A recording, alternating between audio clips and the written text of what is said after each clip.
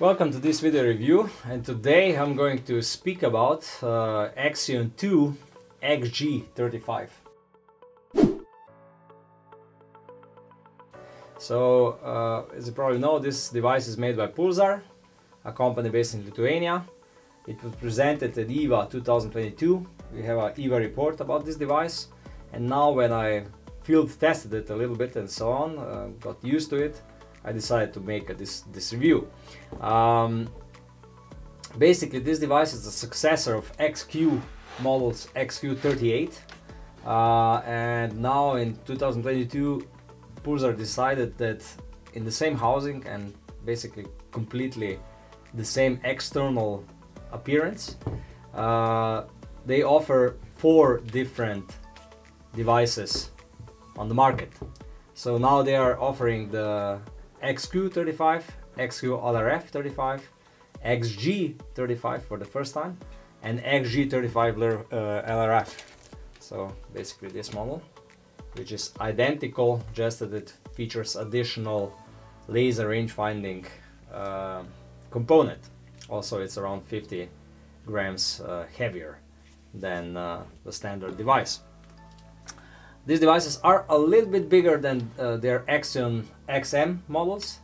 Due to this reason, I also think that they should be named differently, not Axions but something else. But Pulsar already decided a long time ago that they will have the Axion XM and Axion XQs named very similarly, even though the devices have a different housing and a different size. What's really new with this device is that it comes with a 35mm germanium fast aperture lens with a fast aperture of 1, and it really makes a difference. So this 35mm lens is much better than previous 38mm lens. So the price of the device at the moment is 2,490 euros. The housing is made out of magnesium, IPX7 waterproofing. That means 1 meter submerged for 30 minutes. It's really great. And like I said, the general dimensions, even though they are bigger than the XM Axion models, it's still like 15 centimeters of length, 7.5 centimeters in height, and roughly 5 centimeters in width. With 350 grams, it's still a very compact device, much smaller than majority of the competition, and it's powered by APS 5 standard battery, so you're able to change it quickly. And I would also suggest that you have at least 2 batteries when you buy the device. This is the main advantage over other similar devices, one of the main advantages, because with the battery, first of all, when the battery dies, you're able to buy a new one and you have a new device. It's not needed to send the device back to service to replace the battery, like with majority of competitors. This is the first big advantage. The second big advantage is that you know that usually the battery dies when you need it the most. To have an additional spare battery like this, they're also quite affordable. It's much better than putting a cable into a device with a power bank. You can also do this with this Pulsar, but it's not needed usually, because if you have 2 of these, it will work for a really long time. With one charge, the device works around 7 hours.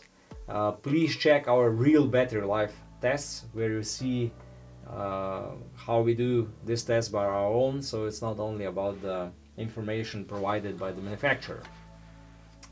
The build quality, like I said, is probably on the highest level among all thermal devices. In my opinion, the Axions are at the moment the pinnacle of all thermal devices. I even like them more than, I would say, the new Merger or the new Trail or even Thermions and so on. Even if you go through all the categories of thermal devices, I think that the Axions are the most pretty and really nicely designed and with the highest fit and finish among them all. I think I mentioned the startup time is around 4.5 seconds, really good. It also has a sleep mode, and it has a warranty of 3 years with a possibility of servicing in Lithuania inside of European Union. Again, something what rarely anyone else offers. And from our previous experience with Pulsar, even when the device is 7, 8, 10 years old, they are still usually able to service it. Okay, if we speak a little bit about the sensor itself, this device is the first Axion model with a 640 by 480 sensor. Normally, to get a sensor of this resolution in a compact housing like this, it has to have a pixel pitch of 12 nanometers, so really small, a smaller one than 17. And there is a huge debate what is better, 17 or 12. At the beginning, there was always hype that smaller pixel pitch is better. Now it's so. What I am able to say that with this sensor, it's made in France by a company in Linred. It's a vanadium oxide sensor, at least I think so. It has a refresh rate of 50 Hz and an NATD of less than 40 millikelvins. That means that the temperature difference between two dots can be as low as only 40 millikelvins. The device will pick up the difference. What I am able to say is that with this fast aperture 35mm lens, with this sensor, the optical performance is really outstanding. It comes close to XP50 Helions, honestly speaking. When you compare them side by side, okay, Helion is still a little bit better, but not much. It really, and this device is much more compact, much smaller. So in this regard, a lot has changed, because previously Axions were only powered by 384 by 288 sensors. Now this one is much bigger.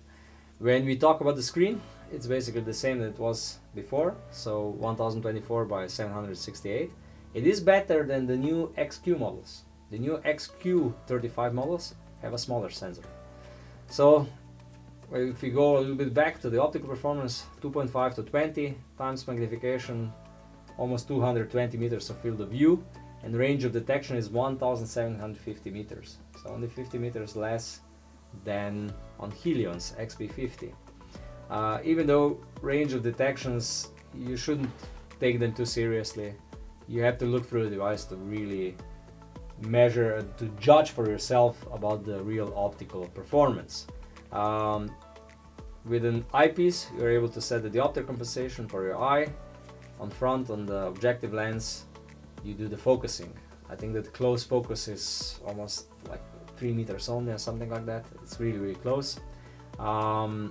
You are able to use the eyepiece also if you are wearing glasses. So this, in my personal case, this is very useful, and I have no problems whatsoever to get a good image into it. In terms of menus and buttons and so on, nothing changed. It's the same like the previous XQ38 model. One menu button, short press for the basic functions like brightness and contrast, long press for all the additional options from filters to amplification modes, recognition mode and so on, and everything in between. So a really I would say wide option of different choices which you enter into advanced menu. There is 8 color palettes like on all Pulsar devices. This is somebody who is more familiar with them will see that this is normal. There is 16 gigabytes of internal memory and a Wi-Fi connectivity with your smartphone, and then you're able to use the StreamVision 2 app and control the whole device through your smartphone.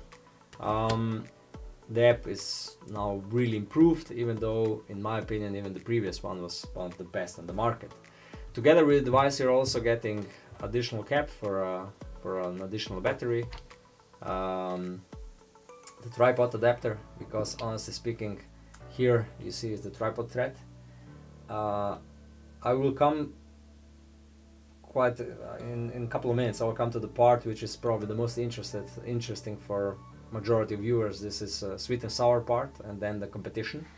I would say that this is one of the few things that I would change on this Axion. I would put the tripod thread here, and then this adapter wouldn't be needed. You get a charging cable, an adapter, an APS-5 battery, and a really nice carrying pouch. Okay, if we go to the sweet and sour, still you probably noticed this magnetic quirk, I would say. It's still on all the Axions, and it's really, I would say it's a small thing, but when you're using it in the nature, it really makes a lot of difference. Okay, so what is sweet with this device? The build quality, it's perfect. The materials, the fit and finish and so on, it's impossible to get a better device at this moment, and especially not for this price. I would also say with a 2490, with this kind of sensor and with this kind of performance, it's just crazy. So in this regard, it's just wow. Other thing what I also like is the battery solution. So 7 hours of continuous operation, and then the option to really change the battery so quickly. It's really good, and even and these batteries are very affordable. So I would advise to everybody to buy at least 2. Startup time and ready to use time. We see from our measurements, from our tests, checking on our blog, that these devices are really fast compared to majority of other devices. I also like the Steam Vision app.